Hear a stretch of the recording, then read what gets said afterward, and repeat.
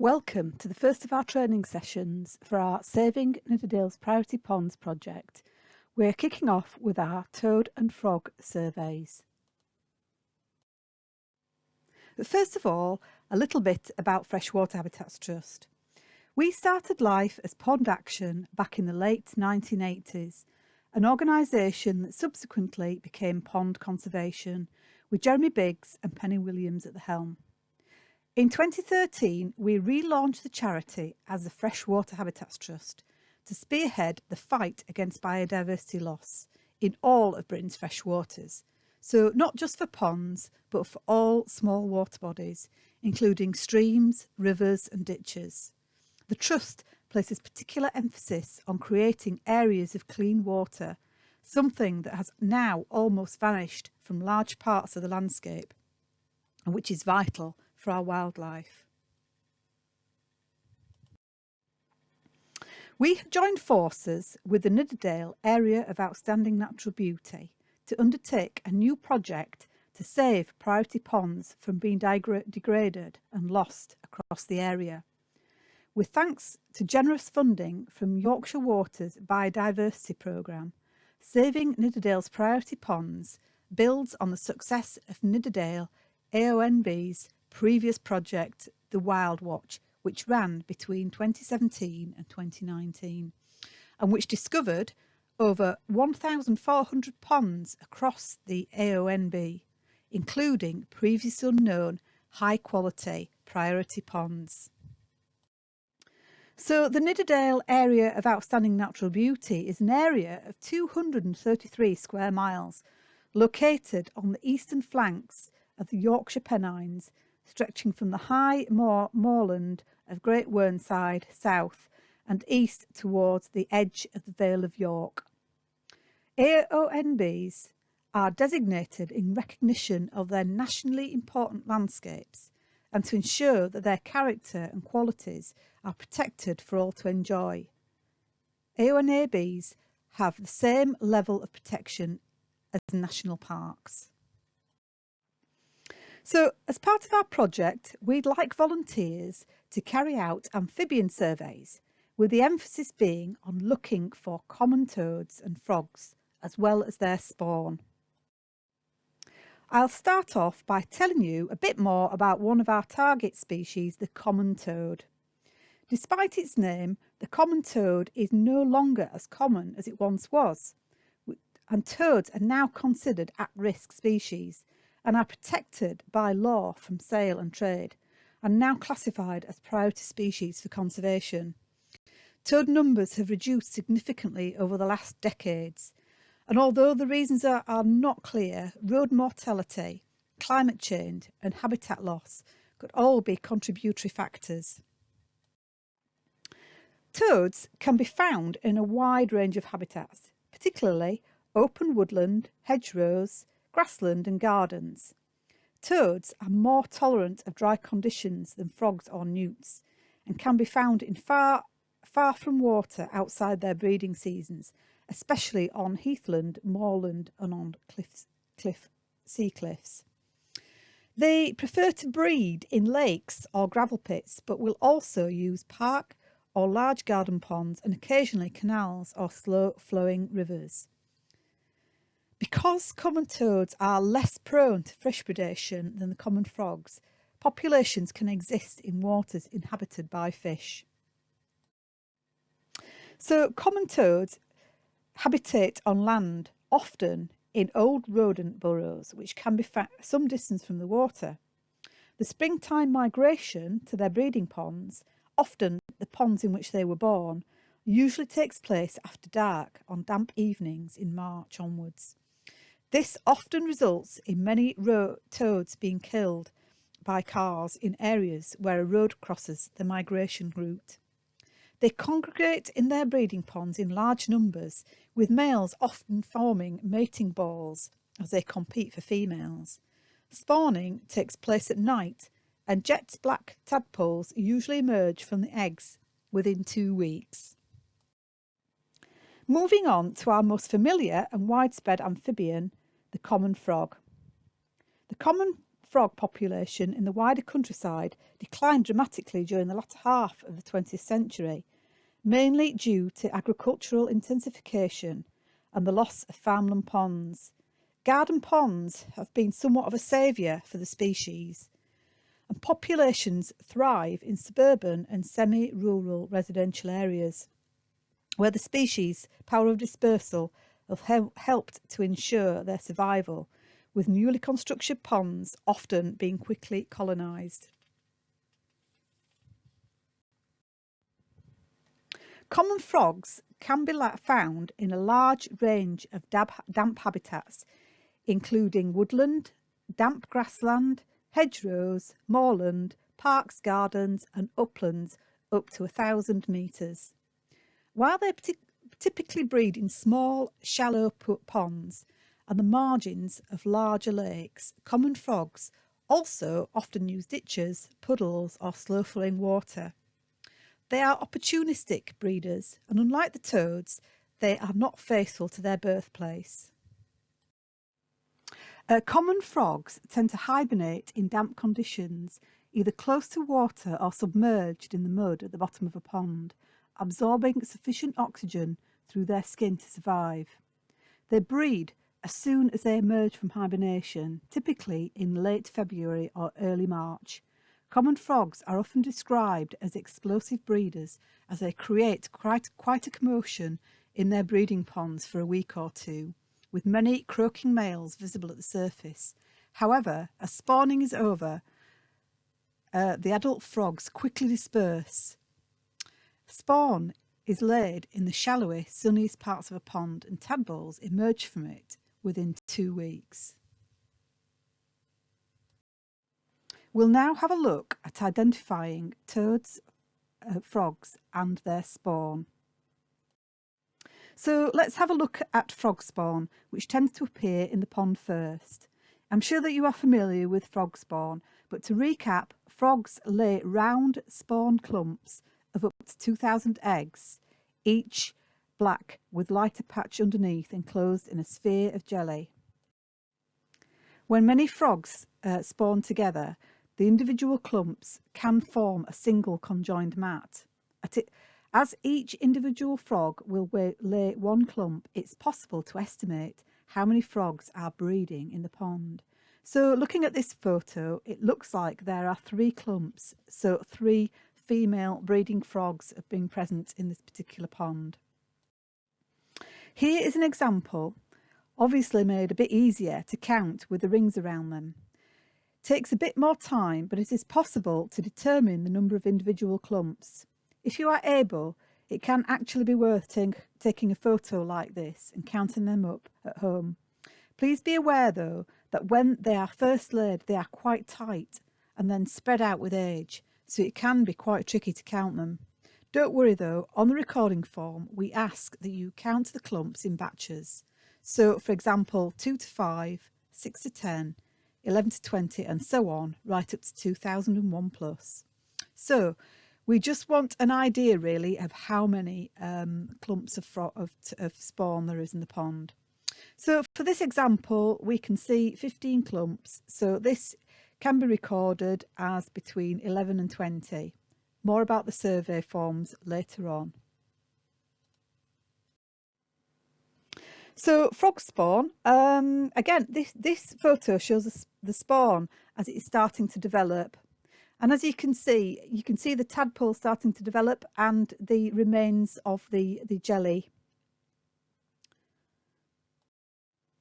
And again another close-up of the tadpoles starting to develop, and you can see the jelly is pretty much dispersed at this point. So moving on to toad spawn.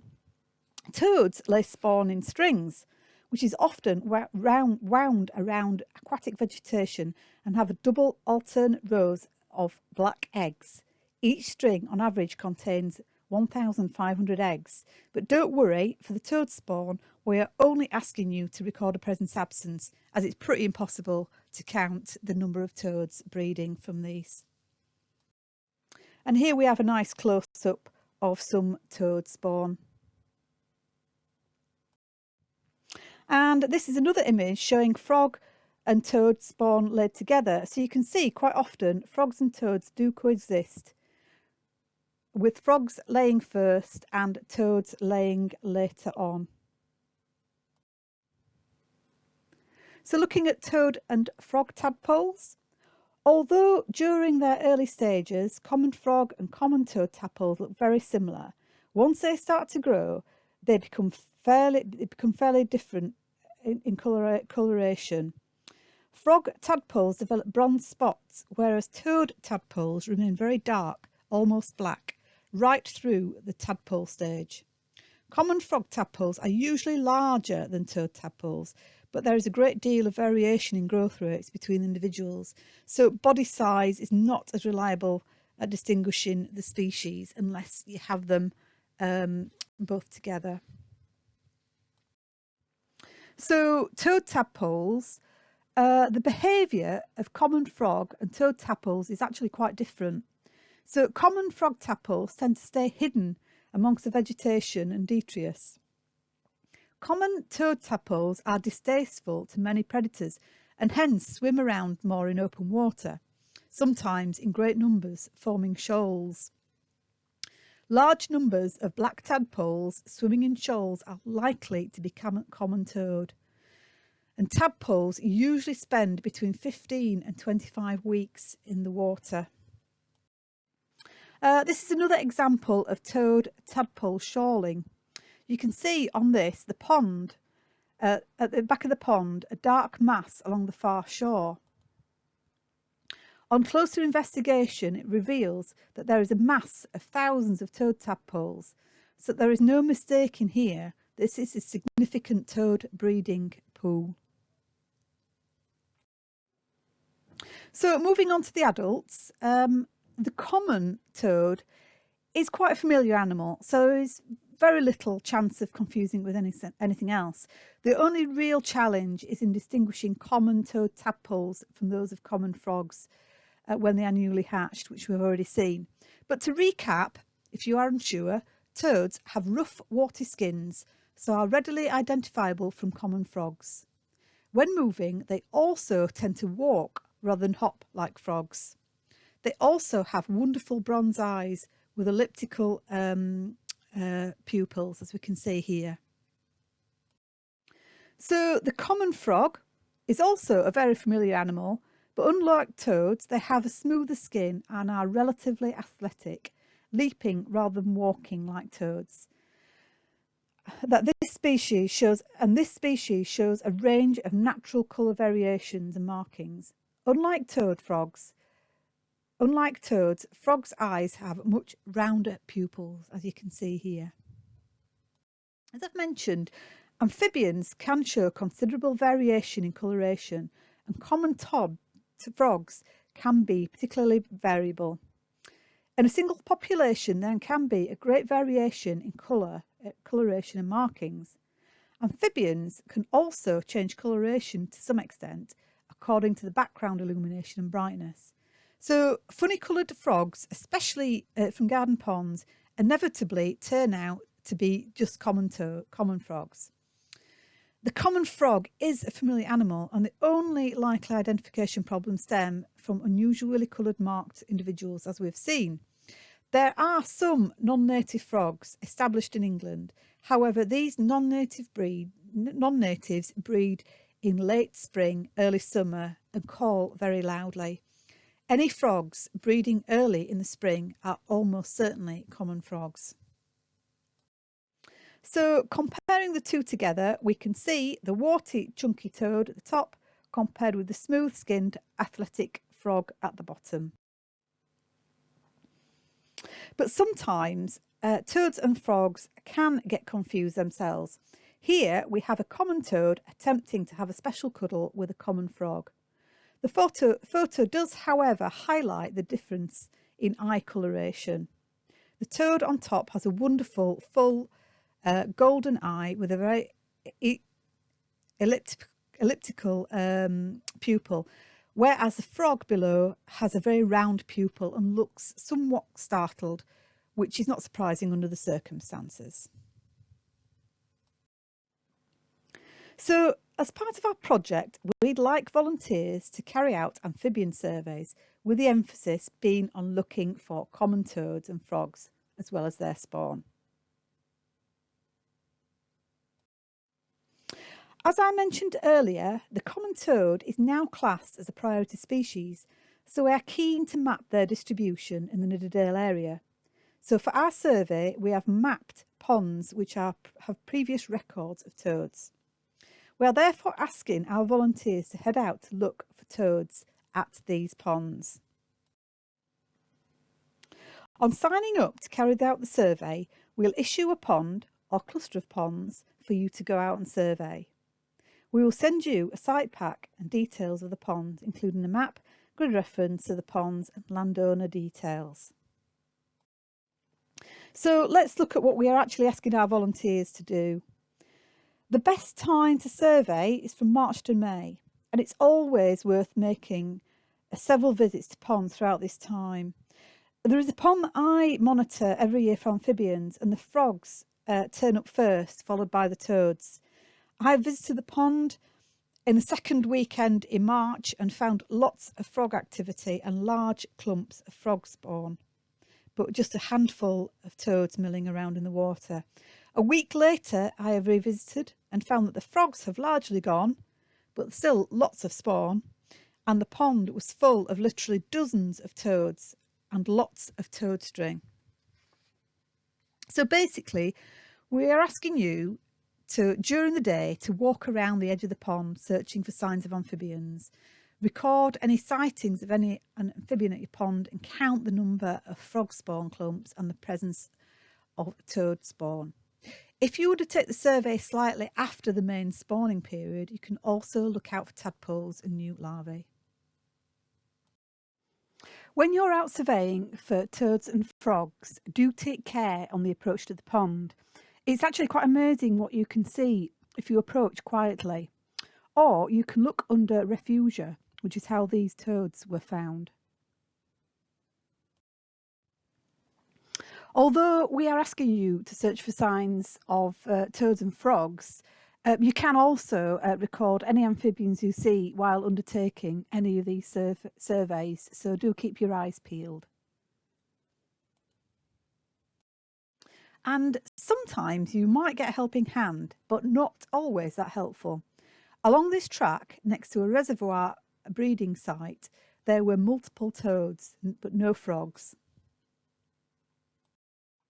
So all the information you need can be found on our website. From our homepage, you can quickly navigate to our dedicated Nidderdale Ponds project page, where you will find all the information you need to carry out your survey, including a recording of this presentation. Just click on the link to take you to the page. We also have a page for the National Spawn Survey here. So every year, Freshwater Habitats Trusts also carry out a national spawn survey. So as well as the targeted surveys Kate will be coordinating, we'll also be very happy to receive any other random sightings of toads and frogs in the Nidderdale area. We do have a dedicated page on our website for the national survey, as we have seen on the previous slide. But you can use the Nid Pond survey form for all your surveys in the area. More about this coming up. So moving on to our Nidderdale Ponds webpage, where you'll find information about the project. And then scrolling down, you'll find galleries where you can click to find specific information.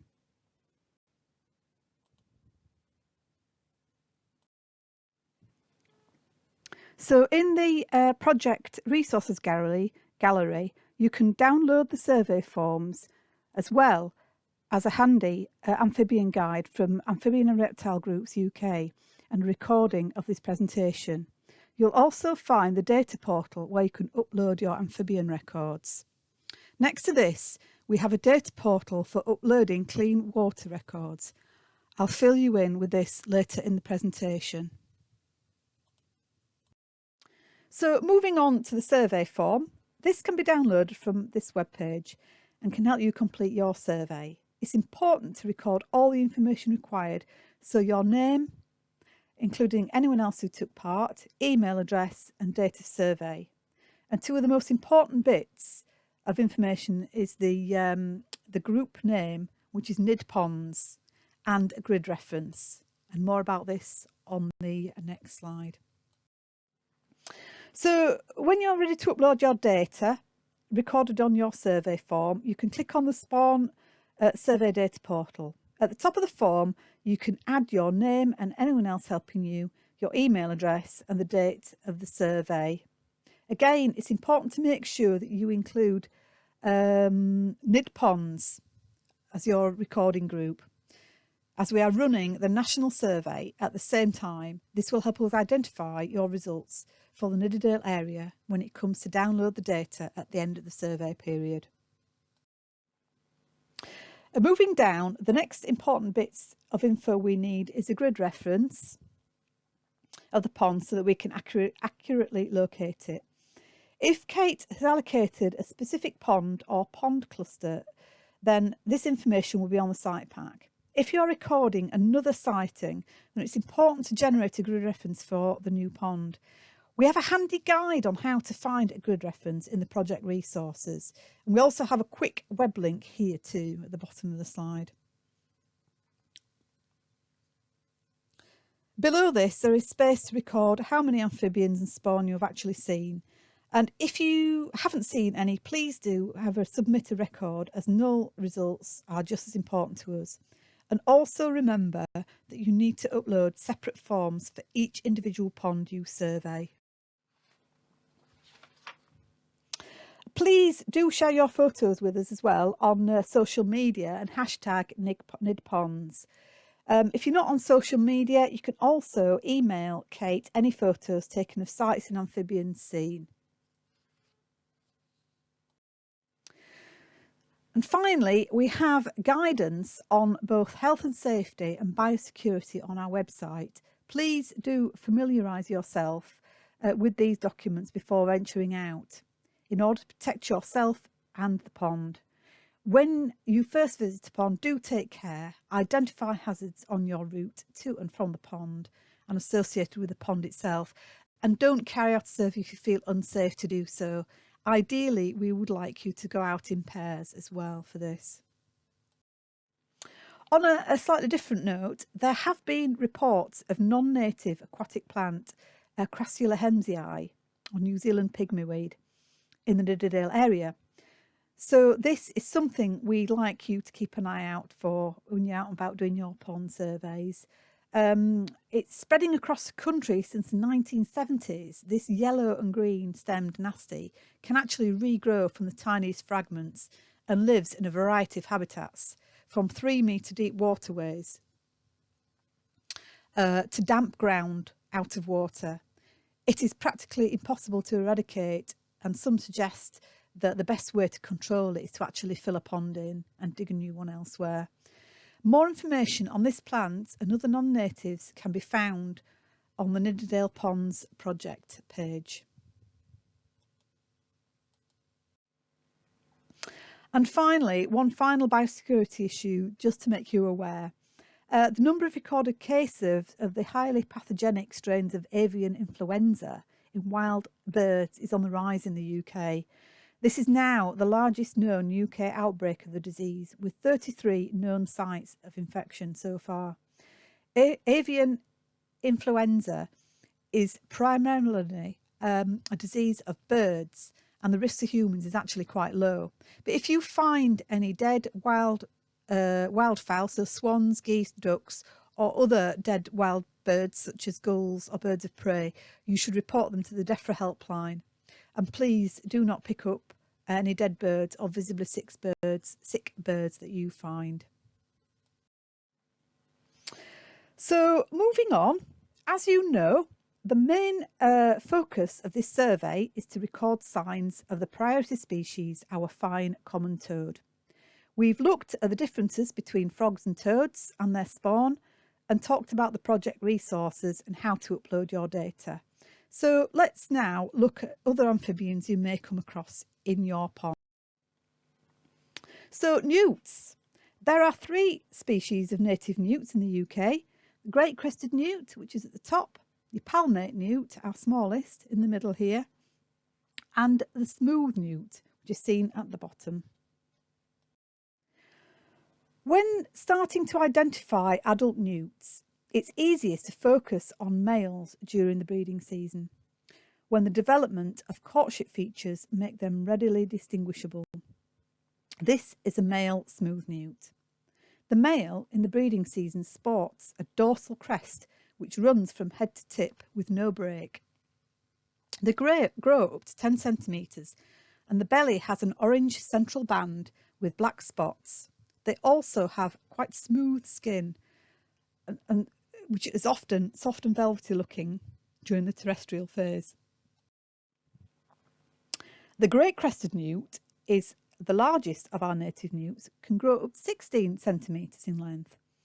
Now, on paper, the male crested newt has some characteristics in common with the smooth newt in that they both have crests and orange bellies with black spots. This can lead to smooth newts being misreported as great crested newts. But on closer inspection, the two species are very different in appearance. The crest in the great crested newt is usually more ragged than the smooth newt, and it has a distinct break at the base of the tail. Other features of the male great crested newt include a silvery white stripe along the sides of the hind end of the tail, and the female has an orange stripe along the hind end of the tail. Both have rough black granular skin, although it can look chocolatey brown in torchlight, and yellow fingertips. Just be aware, these newts were photographed while under anaesthesia to photocopy them for a study on individuals within the population. They were actually fine afterwards and were released into the pond they were taken from. So moving on to the Palmate Newt. In full breeding condition, the male Palmate Newt does not develop the obvious crest, as in the great crested and smooth newts. It has a ridge running along its back, but not a crest. It is also the smallest of our newts. It does, however, develop other features during the breeding season, which help in identification: a tail filament and a webbed hind feet. The body is also square-shaped in cross-section, but this can be not as obvious as the other two features.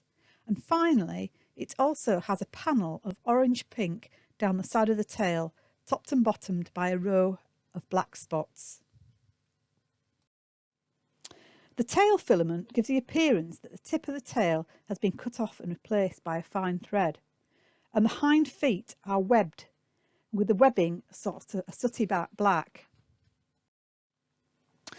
But note, in peak breeding conditions, male smooth newts develop flaps of skin around the toes of the hind feet, in extreme cases giving the impression of webbing, as in the Palmate Newt. However, the hind feet of male smooth newts do not take on the dark, sooty coloration of the palmate, and the obvious crest of the male smooth newt in peak condition should not allow any confusion of these two species. But what if you only find one newt and it's female? As we've seen, great crested newt females are as striking as the males and are unlikely to be confused with any other species, but female palmate newts and smooth newts can look very similar. If these newts are captured in a net and closer inspection is possible, then we can tell them apart. But when the newts are being observed by torchlight, identification may be less easy. So if only females are seen, then in this situation, it should be recorded as a small newt. Males of the two species are easier to tell apart, as we have seen previously. One way to distinguish palmate from smooth newts is on the basis of the coloration of the throat. It is sometimes said that female smooth newts have spotted throats, while there are no spots on the throats of the palmate newt.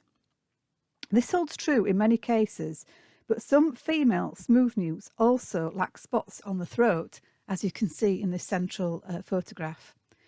It is more reliable to focus on the background coloration of the throat, so in female smooth newts, the background coloration is off-white or khaki coloured, And in the Palmate Newts, there is no pigmentation on the throat area, giving it a pink coloration due to the blood vessels under the skin.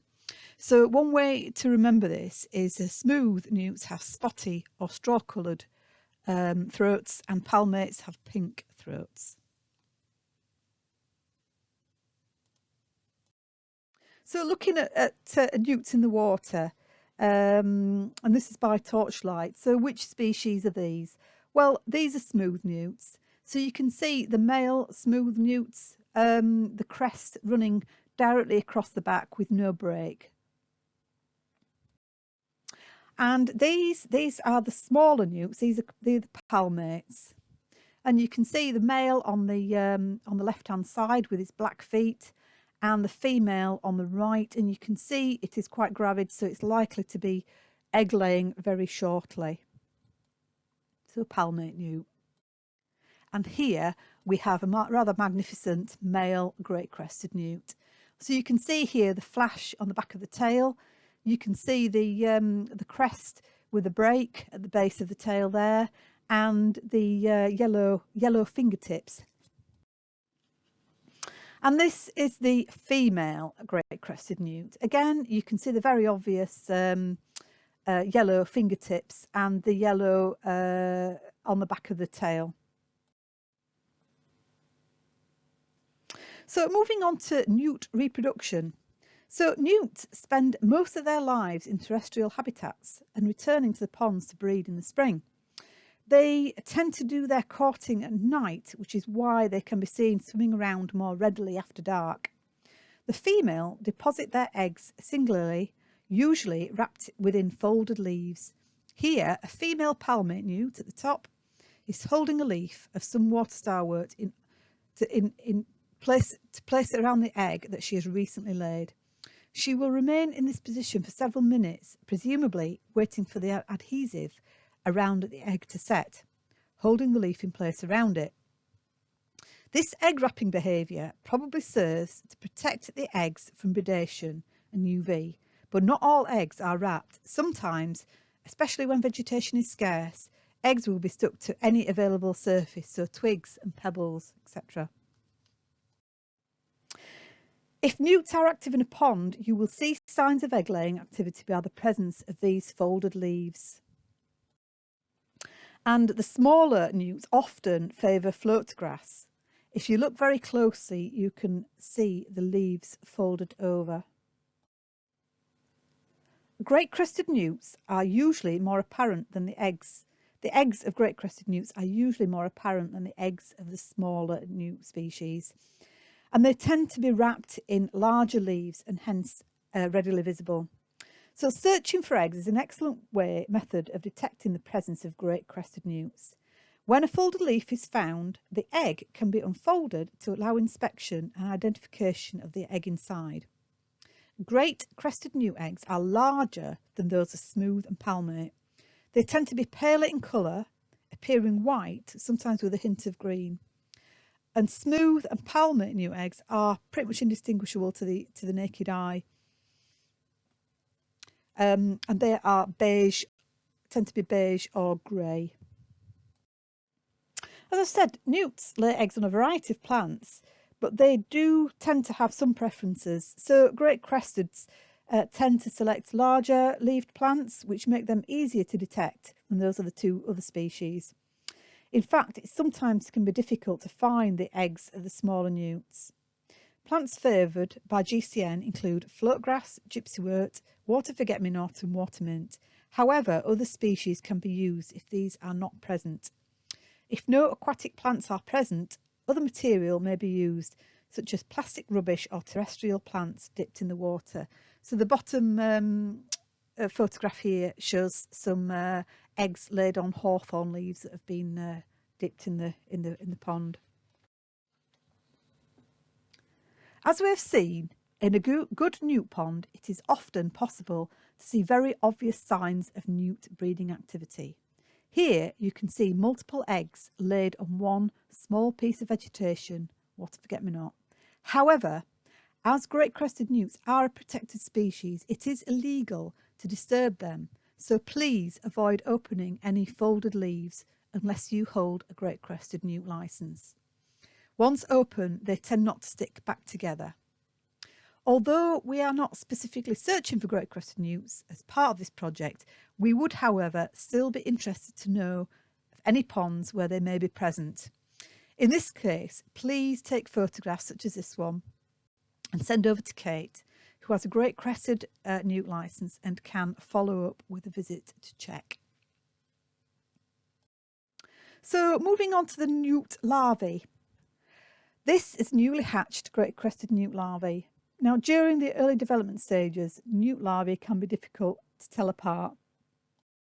But once the newt larvae are well grown, it is relatively easy to distinguish Great Crested Newt larvae from the other two species, although Palmate Newt and smooth newt larvae cannot readily be distinguished in the field. At about the same time the supply of new eggs begins to fall off, larvae can be sufficiently well grown to allow identification. Great Crested newt larvae grow to a larger size than the Palmate and smooth newts, up to about 5 centimetres, compared with 3 for the smaller newts. However, due to the prolonged period of egg laying in newts, larvae can be a range of ages, so that small larvae may simply be more recently hatched. It's more reliable to identify Great Crested Newt larvae on the basis of morphology and coloration.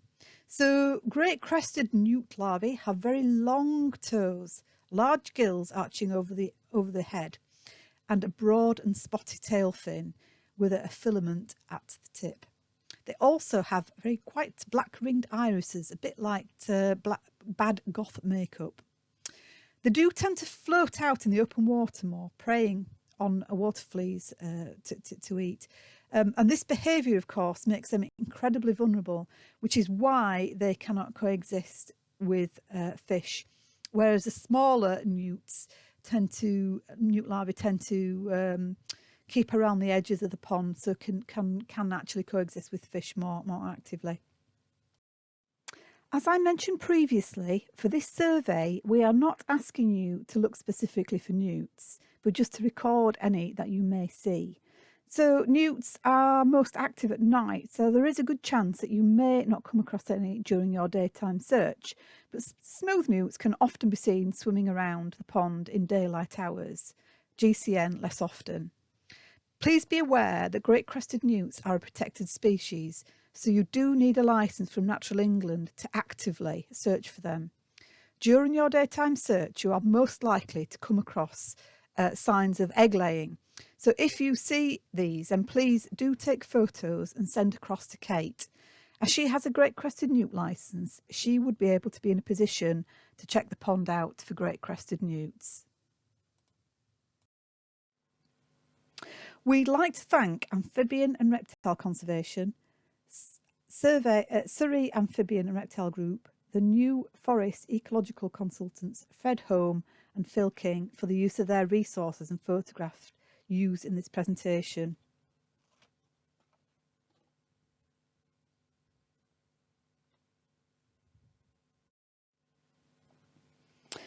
So moving on, as well as carrying out your amphibian survey, we would ask that while you are out and about at your pond, you also do some clean water testing at the same time.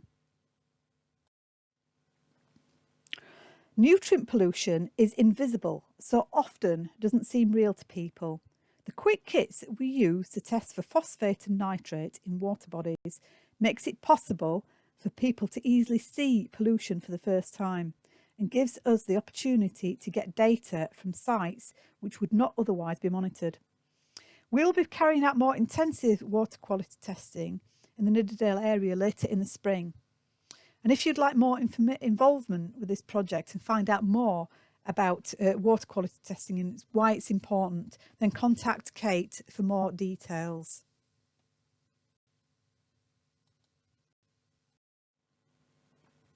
In the meantime, we have a Clean Water for Wildlife leaflet that you can download from our website. And we'll also be giving all our amphibian surveys one pair of clean water test kits for each survey site. So if you have a cluster of ponds, just choose one to sample. As well as the kits, we'll also send you a survey form for you to fill in. And this is an example here. This gives you all the instructions that you need. It's important to take this printed form with you, as you'll need it for the colour chart down here on the bottom right hand corner. On the recording form, please make sure that you also enter the full grid reference for the pond and the recording group as NID ponds. So the 4-figure grid reference and the NID ponds as a recording group. Like the spawn survey, we are actually carrying out various other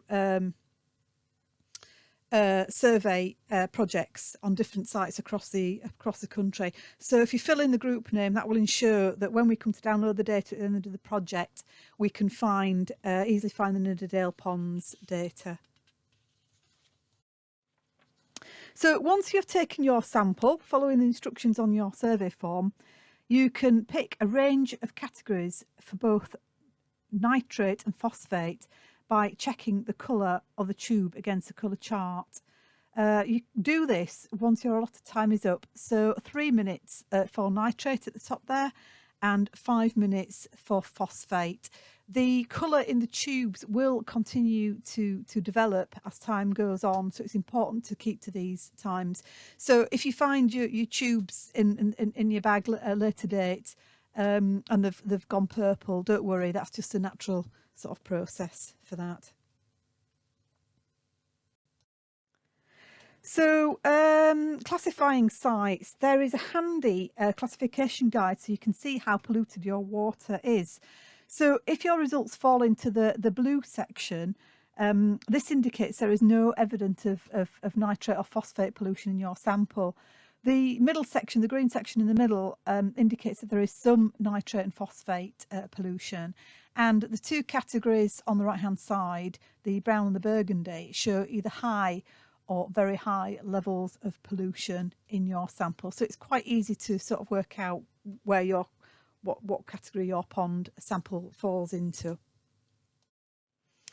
The Clean Water data portal. Once you get back home, you can enter your results onto the data portal, which can be accessed from our webpage and is next to the Spawn Survey portal. You can see here at the top right hand side. So you just click on the link and enter the results recorded on your survey form. Don't forget so you just click on the link here. Don't forget to add the recording group as NID ponds. As I've said previously, with all the different clean water projects we're running across the UK, it's important for us to be able to identify the results from the Nidderdale area once the survey is finished. We also have a very useful little video that was created for our People, Ponds and Water project on how to use the nutrient testing kits. So there is a link to this on our web page again. So this is a really good resource sort of so you can check that you're doing the recording correctly, the sampling correctly. So I'm now going to do a little bit of a demonstration. As I mentioned previously, our rapid water quality test kits make visible pollution that is otherwise invisible and largely unknown. So there is a popular assumption that if water is clear, then it's clean. And this is not always the case. Here we have 4 pots containing different water samples, and as you can see, they look clean, i.e. they are all clear. So looking at the results from these surveys, from sample A, this is showing high levels of nutrient pollution. This is actually tap water. Now, most people are not aware that there are, depending on where you live, high levels of nitrate and phosphate in tap water. Now, tap water is regulated so that levels are not harmful to human health, but these levels of NMP in the wetland environment can be harmful to aquatic life. when more nutrients are added to the freshwater environment, this can cause profound changes, and the freshwater wildlife can struggle to adapt to these changes. So what about sample B? This is actually bottled water and indicates very clean water. As you can see, there's hardly any change of the colour in that sample. So this represents the ideal clean water conditions in which aquatic life can thrive. So looking at sample C, this is showing high levels of nitrate. This sample is is river water taken from the Yorkshire Ouse. So what about sample D? Like sample B on the previous slide, this is indicating very clean water.